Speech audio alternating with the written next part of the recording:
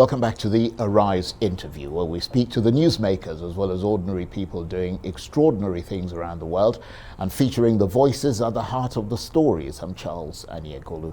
Now, the influential Black American feminist known as Bell Hooks has died at the age of 69. She was a renowned author, professor, and activist. She was born Gloria Jean Watkins and from a young age spoke out against racism and sexism. She adopted the pseudonym Bell Hooks in tribute to her grandmother and wrote under that name in a series of groundbreaking books, including Ain't I a Woman, that expanded public feminist discussion to be more inclusive. Through her works, Bell Hooks said she wanted people to learn from her experiences of race, love, and gender issues, and to have tools they could apply to their own lives.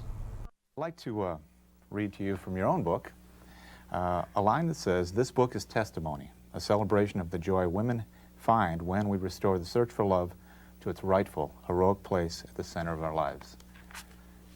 Tell me about that. We've always thought of our heroes as having to do with death and war.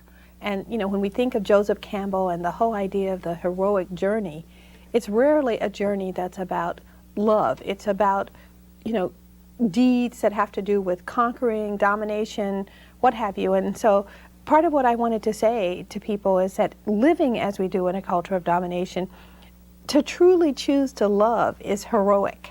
To work at love, to really let yourself, you know, understand the art of loving.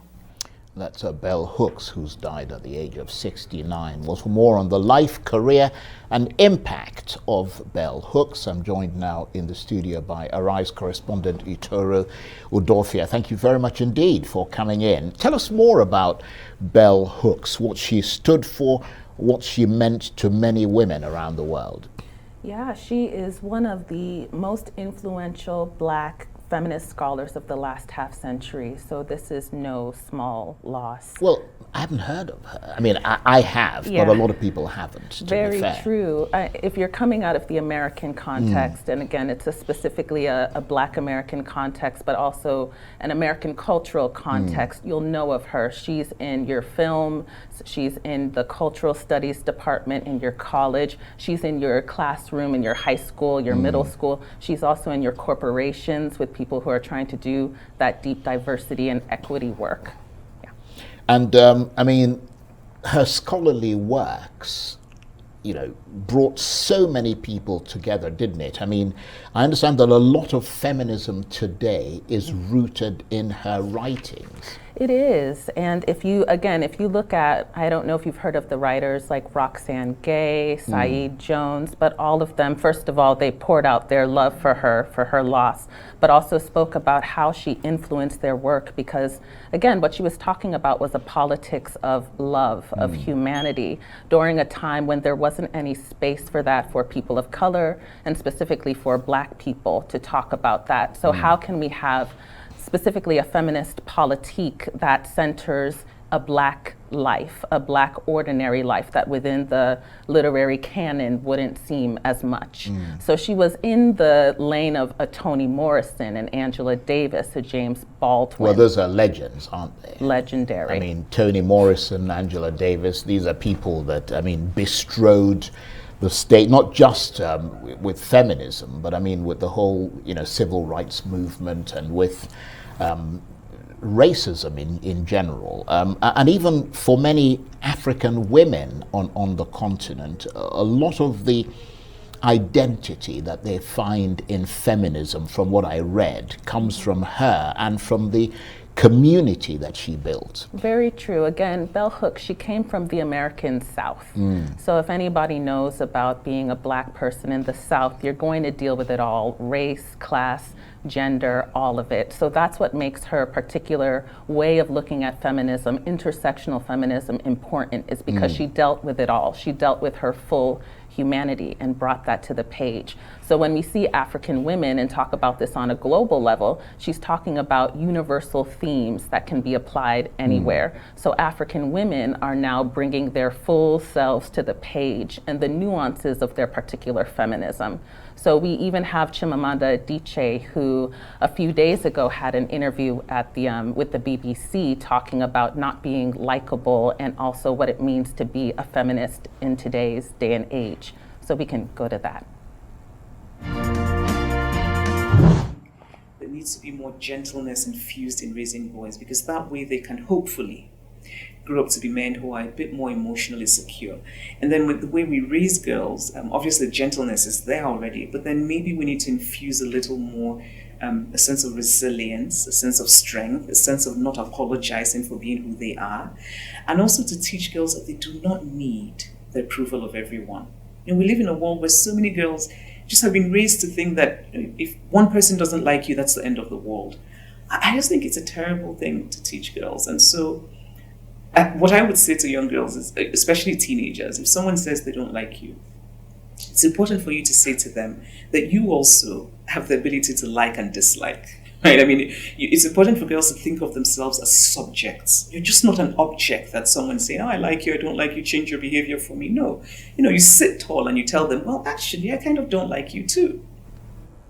So again, this whole idea of not being likable, and Bell Hooks talks a lot about not being likable in a lot of the spaces she was in because she had to say the things that needed to be said. So imagine being a Black woman during her time talking about growing up Black and working class to a largely white audience. So with African women doing the very same thing within our own context. So what Chimamanda Adichie is saying about not being likable is very much a part of intersectional feminism, because you have to consider it all, meaning that you're going to probably make a lot of people who want things to be more mainstream and compartmentalized a little angry. Fascinating. And you yourself are, of course, a writer and to some extent a feminist.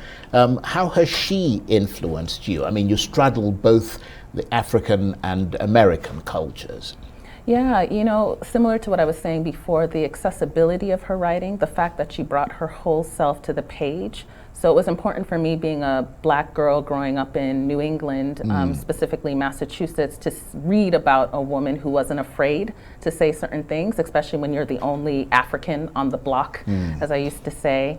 And then also when I went into predominantly what we would call Black American spaces, me being a first generation Nigerian and still having to say the hard thing. Saying I have a different experience. It doesn't negate yours in any way, but this isn't how I experience being in this particular body.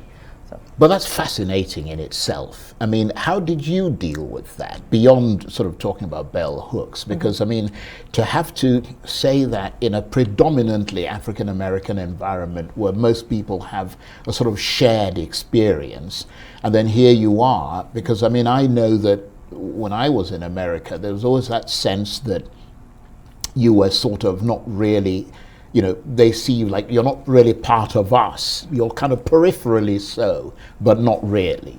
Right. Yeah, it was interesting. I would say it was a lot of trial and error. And again, this whole idea of not being likable all of the time. So I'll definitely say in my own journey, I've had to know what it is to stand alone in my sentiments about things, especially when talking about how I experience race, class, all of that, while also acknowledging my privileges as well, being somebody who has a place to go back to, like Nigeria.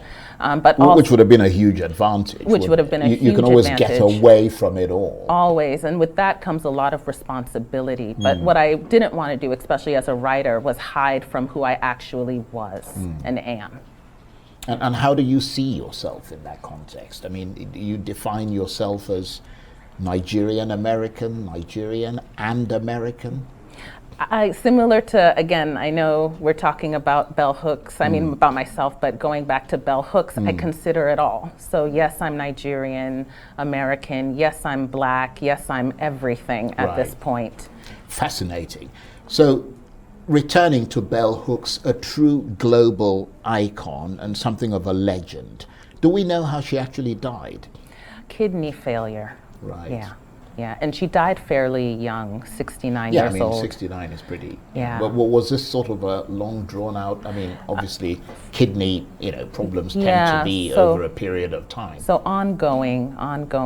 But I think the thing to also really lift up is that it was her family who broke the news on Twitter, and they also made sure to talk about the fact that she was surrounded by her family, by the people who loved her in the place she wanted to be, which is where she was born in Kentucky. And that's an important thing, isn't it?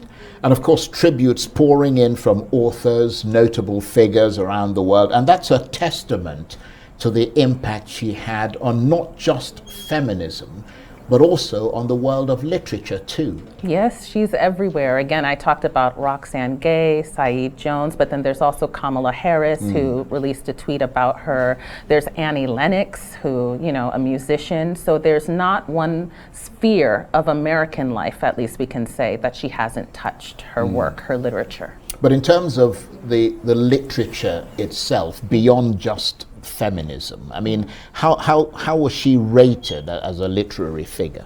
She was seen as a genius, really, because before she published her first iconic book, Ain't I a Woman, she published a book of poetry.